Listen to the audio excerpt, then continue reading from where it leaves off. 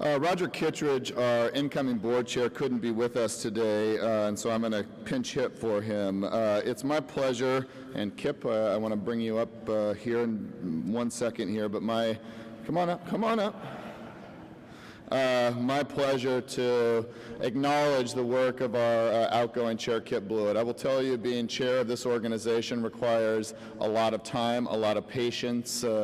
It's not just the meetings that we have, but we are very strategic in the organizational goals and objectives that we have. And there's a number of committees and efforts that we have, and I know Kip has always enjoyed all the night events and council meetings and things that we have. But I think it's important to note a couple of things. Kip has been a member of our board since 2005 and been chair since 2009. He's led our organization through a challenging economic cycle and always kept his sights on opportunities that the recession has brought. He brings a new and interesting perspective as a developer, and specifically a developer of the Citizen Hotel with his partner, Pete Thompson, with Rubicon Partners. During his term as chair, he's pushed the envelope for downtown, leading to efforts to establish our retail market study.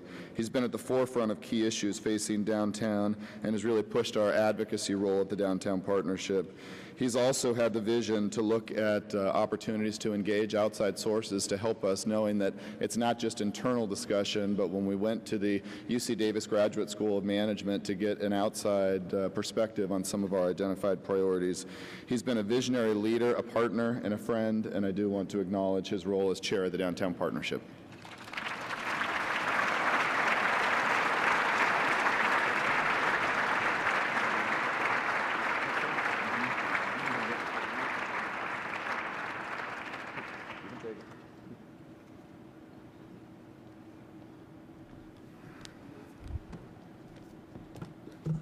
Well, thank you, Michael. Thank you very much. But the truth is, it was easy. It is really, truly easy to be the chair of the Downtown Partnership because Michael Alt and his staff have put together one of the most professional, energetic, and innovative organizations of its kind in the country.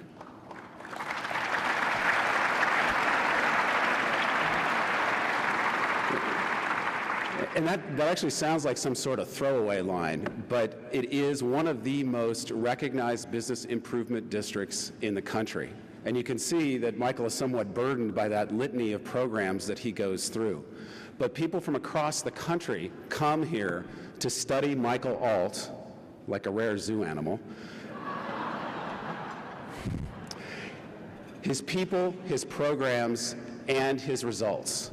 So I'd like to take this opportunity to recognize Michael Alt, Danielle Biller, Ryan Loofborough, and the rest of the staff, as well as a very engaged board of directors and an executive committee, and in particular, Lloyd Harvigo for 7 years. He's the immediate past chair for 7 years of service on the executive committee. It's been a true honor to be the chair of the Downtown Partnership. Thank you. Thank you.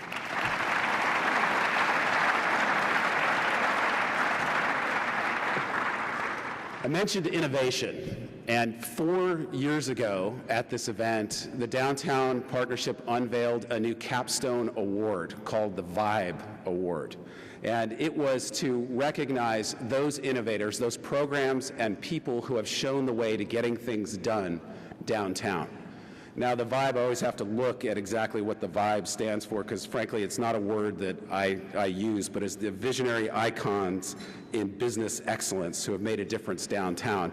But VIBE is a word that Michael Heller uses, and he was the first recipient of the award. In some respects, the award was created for what he has done for downtown, for the downtown area. Other past award winners include David S. Taylor Interests in CIM for the Cosmopolitan Project, and the 2009 winner, last year's winner, which was the Firestone Project. That was Ken Fawn and the Cordano family. You might have thought that this year would be a year, 2010 being a very, very down year, that would want for worthy nominees. But there were, in fact, many projects that came to fruition despite the economy downtown. And I'd like to take a minute just to recognize each one of the nominees, those that didn't win but were nominated. So I'm going to go through them as quickly as I can. But the development team of the Empire Hotel, The business owners Mark Schneider and Amy Guthrie of Christmas & Company, Chef's Mercantile in Old Sac.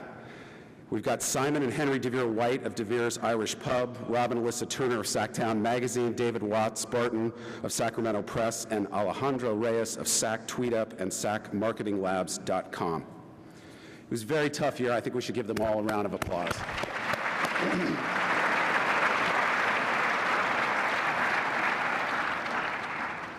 But really, when we looked at this award this year, there was a lot of consensus because the word world-class came to Sacramento.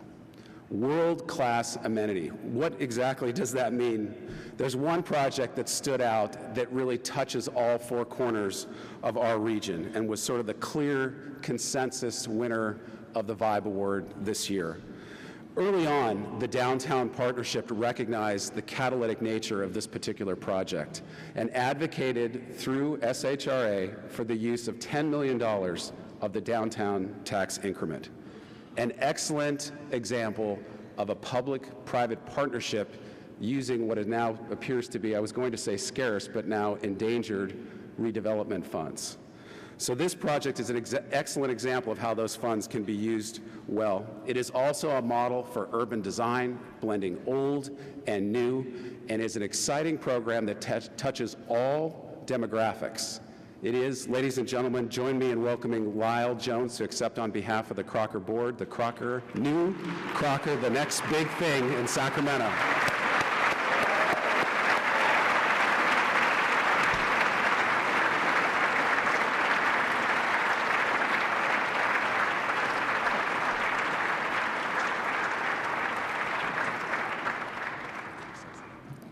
Thank you. Thank you all. I came to Sacramento 11 years ago because I thought there was a tremendous amount of potential in this city. I also thought there was a tremendous amount of potential in the Crocker. And I think that these two organizations, two groups, have come together with the help of a broad, diverse group of people to make a really great art museum for a really great city. A number of our board members, a number of our donors, a number of people that have made this project possible are here. But there are two that I must really identify more than anyone else. Tom Weborg, the immediate past president of the Crocker Board, and Marcy Friedman, one of the co-chairs of the Capital Campaign.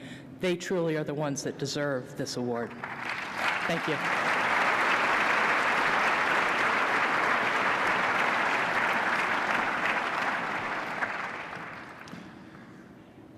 Well, the Crocker Art Museum clearly raises the bar for big things happening in our region.